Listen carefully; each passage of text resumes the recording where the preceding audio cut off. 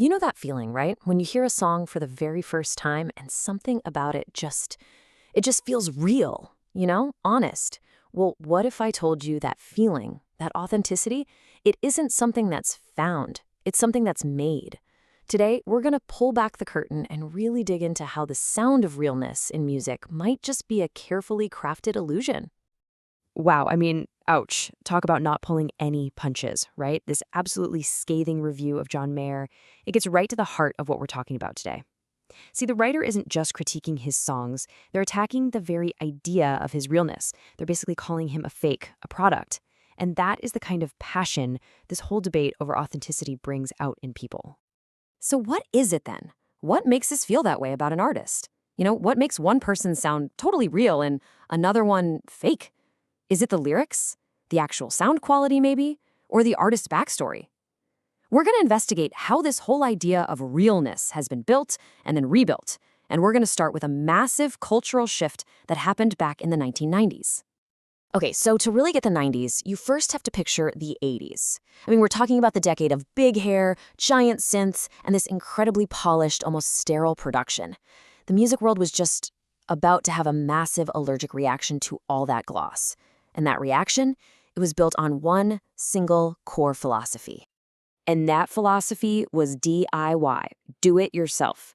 Now, this wasn't just about music, not at all. It was this huge cultural idea that was all about independence, about taking pride in your own work. It was about taking back control of the whole creative process, from the very start to the very finish. So this is where the musical battle lines were really drawn. The whole DIY ethos, it was a direct rebellion against that super slick, super produced sound of 80s stadium rock. I mean, think about bands like Poison or Bon Jovi. Their sound was just massive, clean, totally flawless. The alternative scene, they wanted the exact opposite. They actually embraced the roughness. They believed that the flaws, the cracks in a singer's voice, the buzz from an amp, that was the direct line to the artist's soul. And really, the mission was simple. The goal wasn't perfection. It wasn't about hitting every single note perfectly or having some pristine, expensive studio recording. Nope. It was about capturing something raw, something immediate, and something unmistakably human. Right. And if you want to sound human, well, you've got to embrace imperfection. So let's talk about the specific sounds, the actual sonic textures that pretty much became the official language of what real sounded like. And this idea of embracing mistakes, it's not new at all. Just take this fantastic quote from Carl Perkins, talking about his producer, the legendary Sam Phillips of Sun Records. This is the guy who first recorded Elvis and Johnny Cash. Phillips just knew that the raw, intuitive mistakes, that's where the magic was. He wasn't trying to clean it up. He was trying to capture lightning in a bottle. So the 90s indie scene took that philosophy and just ran with it, building an entire aesthetic around it called lo-fi. And all of a sudden, what used to be technical failures were now seen as features. Things like tape hiss, the clicks of a recorder stopping and starting, distortion. These weren't accidents anymore. They were intentional symbols of honesty. A voice pushed right up against the mic, that wasn't poor technique, that was intimacy. The echo of a plain old room, that wasn't unprofessional, that was reality. And this wasn't just for, unknown bands practicing in their garage. We're talking about major artists. People like Beck and PJ Harvey, they literally built their careers on this sound. They used these simple, affordable 4-track home recorders not just because they had to, but because they wanted to. The limitations of that technology, that became a key part of their artistic toolkit. Okay, so for a while there, the formula for authentic seemed pretty much set, right? It was analog, it was raw, a little bit messy. And then, in the year 2000, Radiohead released an album that just completely shattered that formula.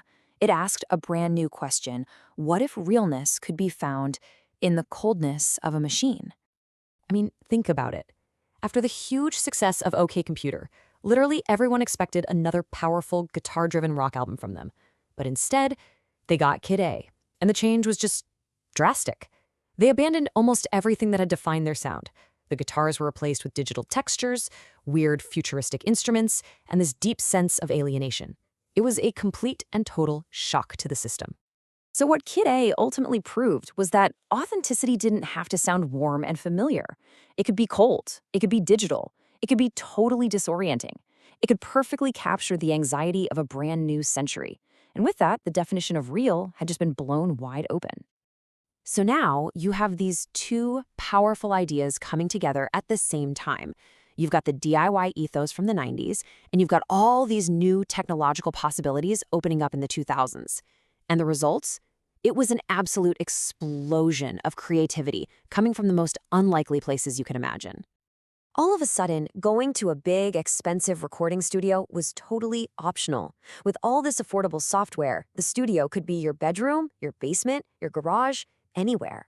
What mattered most wasn't the fancy gear anymore. It was the vibe, that unique sound and feeling of a truly personal space. So you had artists who started actively seeking out these unique locations specifically for their sonic character. A perfect example is Bon Iver. For his album For Emma Forever Ago, he famously went off to this remote cabin in Wisconsin, and when you listen to that record, you can just hear the solitude and the intimacy of that space in every single note. And then you have a band like Great Lake Swimmers, who took it even further. They recorded their debut album in an abandoned grain silo. Now, why would they do that? For the incredible natural reverb, of course. You can literally hear crickets in the background on some tracks. The environment basically became another member of the band. Or how about the band The Bees? They recorded their Mercury Prize-nominated debut album in a garden shed. All these personal, non-traditional spaces, they created a whole new kind of authenticity, one that was rooted in a specific place, in a personal history.